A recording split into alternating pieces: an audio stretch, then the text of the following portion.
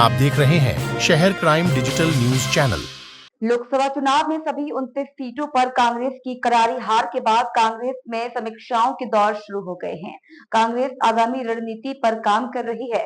आज से कांग्रेस में बैठकों का दौर शुरू हुआ। आपको बता दें कि इसको लेकर पीसीसी चीफ जीतू पटवारी ने बताया कि आज युवक कांग्रेस की बैठक है, कल महिला कांग्रेस की बैठक होगी। अब लगातार अलग अलग बैठक होंगी। कांग्रेस ने अब सरकार को सदन में लेकर सड़क तक घेर दें और संगठन को मजबूत करने की रणनीति पर काम शुरू कर दिया है। जीतू पटवारी ने मीडिया से चर्चा करते हुए साफ कहा कि प्रदेश में आदिवासियों और दलितों पर बढ़ रहे अत्याचार को लेकर कांग्रेस सड़कों पर आंदोलन करेगी। साथ ही सदन में घेरने को लेकर हमारे विधायकों ने अलग अलग विभागों के प्रश्न विधानसभा में लगाए हैं। पार्टी नेतृत्व के खिलाफ पार्टी के अंदर उठ रहे सवालों को टालते हुए जीतू ने सफाई दी। मध्य प्रदेश से मोदी मंत्रिमंडल में 5 मंत्रियों को लिए जाने पर शुभकामनाएं देते हुए जीतू पटवारी ने उम्मीद व्यक्त की नए मंत्री मध्य प्रदेश के हितों और अधिकारियों को रक्षा करेंगे।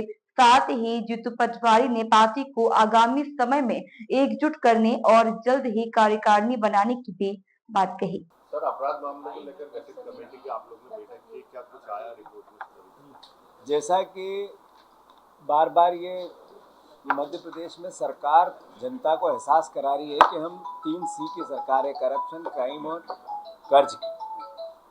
जो क्राइम है वो आम जनता तो भोग ही रही है, पर ST और SC वर्ग की क्राइम की जो गणना है वो दिन पे दिन अत्यधिक बढ़ रही है। ऐसी परिस्थिति में कांग्रेस पार्टी ने जो एक कमेटी गठित की है, जिसमें आदरणीय पूर्व गृह मंत्री बाला बच्चन समेत कई विधायक और SC परिवार, ST परिवार के हमारे नेतागण हैं, उन्होंने इस पर एक विस्तृत रिपोर्ट बनाकर, चूँकि अलग अलग घटनाओं का अलग अलग ब्यौरा है, तो जो सागर में 3 एक ही परिवार के लोगों की हत्या दबंगों ने की और उसको लेकर प्रशासन की जवाबदेही या प्रशासन का कार्य व्यवहार हत्यारों के साथ दिखा। मुख्यमंत्री भी गए तो जिनकी सबसे ज़्यादा शिकायत थी उनको साथ लेके गए। तो ये एहसास कराता है इस बात का कि सरकार ST SC पर अत्याचार और जो क्राइम होता है उसको संरक्षण देती है। तो हम मानते हैं इस बात को कि विधानसभा में हमारे विधायक तो उठाएंगे ही, पर सागर में भी इस पूरी घटना को लेकर मुख्यमंत्री के जाने के बाद भी न्याय नहीं मिलना एक बहुत ही गंभीर विषय है और बहुत ही चिंता का विषय है।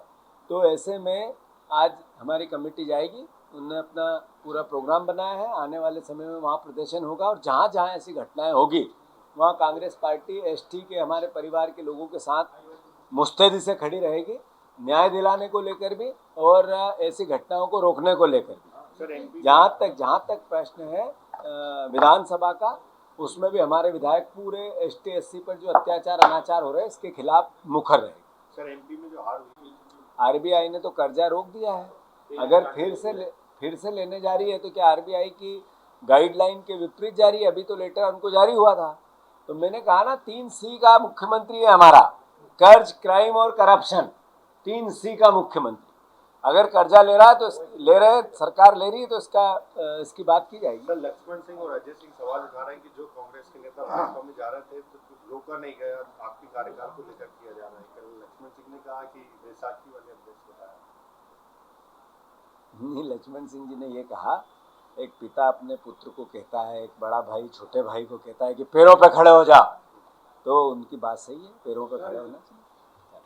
युवा कांग्रेस की बैठक ले रहे हैं, की मीटिंग होगी अभी, कल महिला कांग्रेस की, आज यूथ कांग्रेस की, फिर हमारा मंथन की जो प्रोग्राम पूरे प्रदेश में उसका विस्तृत कार्य योजना देंगे।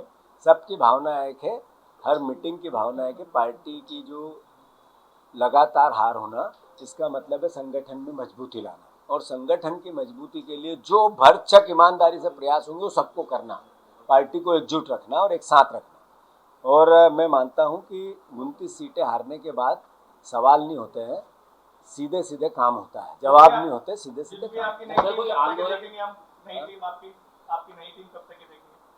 मुस्कुरा के बस इस महीने के अंत से पहले देख लो। आंदोलन की रूपरेखा तैयार किए गया? हाँ, सब अभी ये सब चीजें आची क्यों पूछना चाहते हो, करेंगे।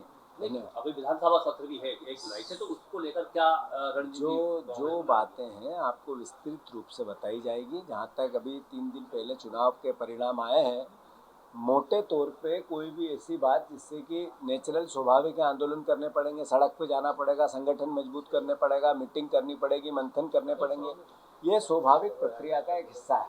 जो जहाँ तक मंथन के प्रोग्राम का विस्तृत कार्य योजना आपको दी जाएगी। सर मोदी मंत्रिमंडल रहेंगे तमाम अधिकारी, कलेक्टर, एसपी रहेंगे।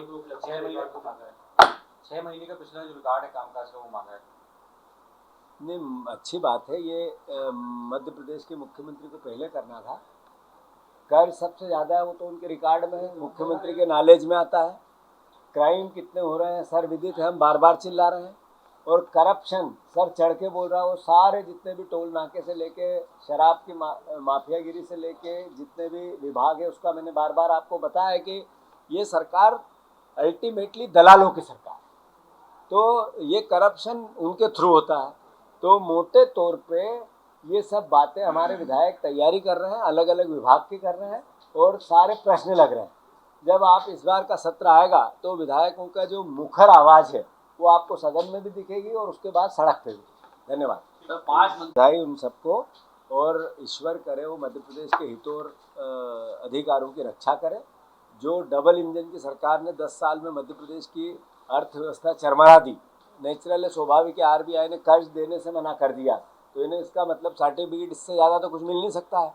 जब बेरोजगारी की बात हो, जब नर्सिंग घोटाले की बात हो, जब पटवारी घोटाले की बात हो, ऐसी जितनी एग्जाम्स है उसकी बात हो, तो मध्य प्रदेश का चेहरा काला है। तो मोटे तौर पे चुनाव जीतना एक अलग प्रक्रिया है, पर मध्य प्रदेश की आम जनता की वस्तु स्थिति एक अलग प्रक्रिया है। तो मैं मानता हूँ कि चारों मंत्री जितने भी हमारे प्रदेश के देश में बने हैं वो मध्य प्रदेश के हितों और अधिकारों की रक्षा करें, ऐसी उनको शुभकामनाएं।